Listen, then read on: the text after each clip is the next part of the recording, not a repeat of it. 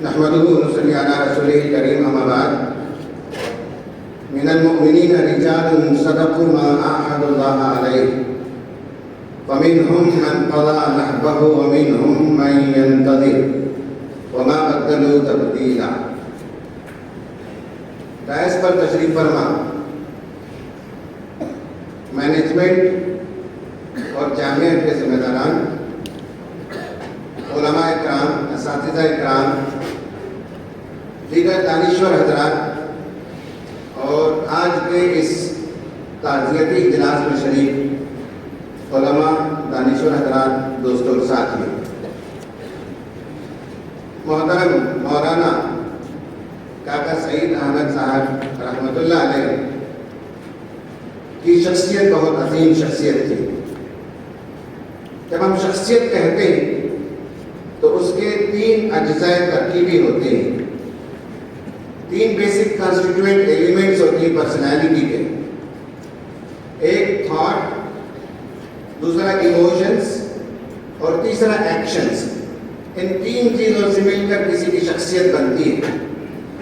Thoughts کے level پر، فکر کے لیول پر ہم مولانا مرحوم و مغفور کو دیکھتے ہیں کہ سوچ ان کی بالکل واضح تھی.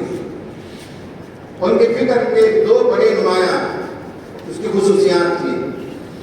ایک اعتدال، مسلک کے معاملے میں، دین کے معاملے میں، دینی تعلیمات کے سلسلے میں یہ اعتدال ان کے فکر کا بہت ہی نمایاں حصہ تھا. اور اگر میں یہ کہوں تو مبالغہ نہیں ہوگا کہ بہت کم لوگوں میں یہ اعتدال پایا جاتا ہے.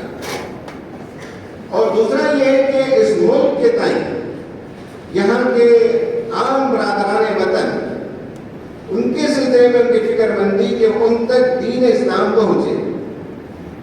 یہ بھی کوئی مبالغے کی بات نہیں کہ دینی مدارس میں یہ ایک نادر رکتا ہے، ایک نادر فکر ہے جامعہ دارالسلام عمر آباد کی. اور میری جب بھی ملاقات ہوئی ہے مولانا مرحوم مغفور سے، یہ دونوں باتوں کا میں نے بہت قریب سے مشاہدہ کیا. اعتدال کی بات اگر کہوں تو کبھی مسلکوں کا تذکرہ تک نہیں کرتے، پسند بھی نہیں فرماتے تھے. اپنی جو بات تھی اس بات کو بہت واضح طور پر پیش کرتے تھے قرآن و سنت کی بنیاد پر. اور انٹرپریٹیشنز کا، تعبیرات کا جو اختلاف ہے وہ اختلاف علماء کے لیے ہے. عام مرحلوں میں کہیں بات چیت میں ہم نے کبھی نہیں دیکھا. جہاں تک ایموشنز کی بات ہے، جذبات کی بات ہے، اس آدمی کو ہم ایموشنل اسٹیبل آدمی سمجھتے ہیں. جذباتی توازن اس شخصیت کے اندر ہوتی ہے جس کا بیہیویئر ہر قسم کے حالات میں کنسسٹنٹ ہو. یہ جو مدرسہ، یہ جو جامعہ جو چلا 35 سال 36 سال اس کی ذمہ داری انہوں نے سنبھالی، اور اس سے پہلے اس کی سنبھالتے رہے. مجھے نہیں معلوم ہے لیکن کوئی بھی مدرسہ ہو، کوئی بھی جامعہ ہو، کوئی بھی جماعت ہو، مختلف مرحلوں سے گزرتی ہے. اچھے دن بھی آتے ہیں، برے دن بھی آتے ہیں، تنگی کے دن بھی آتے ہیں، خوشحالی کے دن بھی آتے ہیں. ہر حال میں آدمی کنسسٹنٹ رہے، اس میں اتار چڑھاؤ نہ ہو، اس کے بیہیویئر میں تبدیلی نہ آئے، وہ جھنجھلاہٹ کا شکار نہ ہو، مایوسی کا شکار نہ ہو، بلکہ ہمیشہ پرعزم رہے. اور جذباتی توازن میں یہ بھی بتایا جاتا ہے کہ آدمی لوگوں سے ملنے اور ملانے میں اس کے تعلقات کی خوشگواری کیسی ہوتی ہے، اس سے آدمی کی شخصیت کے اندر جذبات کا توازن ہے کہ نہیں پتہ چلتا ہے. اور ایک بار ملاقات کرے کوئی آدمی آپ سے گرم جوشی سے ملاقات کر لے اور کسی دوسری بار آپ سے ملاقات ہو، کولڈ ریسپانس ہو، تو معلوم آپ کی کنسسٹنسی نہیں ہے.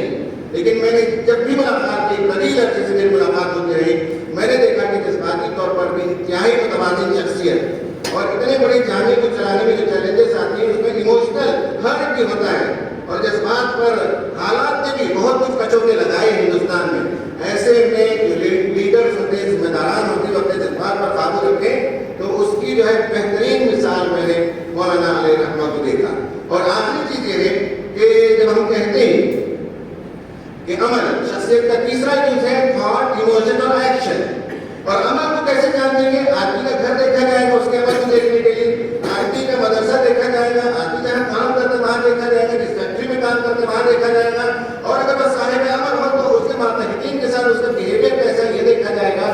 تو اس پہلو سے آپ دیکھیں گے تو مولانا مرحوم کا جو عمل رہا، جس طرح سے انہوں نے گھر کو دیکھا، بچوں کی تربیت کی، مدرسے کو جس طرح سے چلایا، امت کے درمیان مختلف ذمہ داریوں میں وہ فائد رہے، جلد کرتے رہے، یہ سب ان کا جو ایکشن ہے، عمل ہے، وہ بتاتا ہے کہ آئندہ آنے والی نسلوں میں بھی جو لوگ بڑے بڑے منصب پر کام کریں گے انہیں ان کے نقوش قدم کو چومتے ہوئے چلنا چاہیے۔